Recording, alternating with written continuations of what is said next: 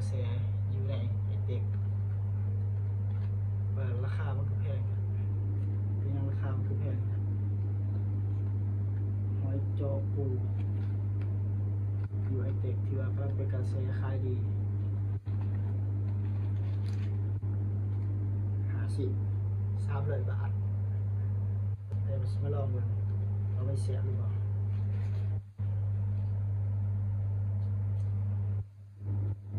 เดี๋ยวสีนี้เห็นแบบให้ของใจ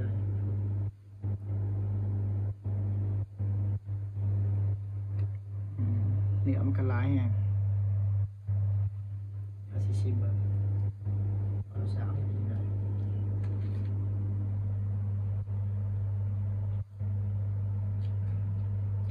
หวานเสียบลองกินก็เจ็บก่อน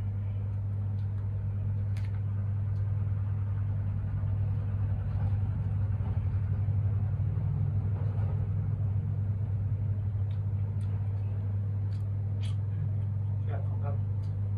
เสียแต่ราคาแพงกว่ากินง่ายของใจ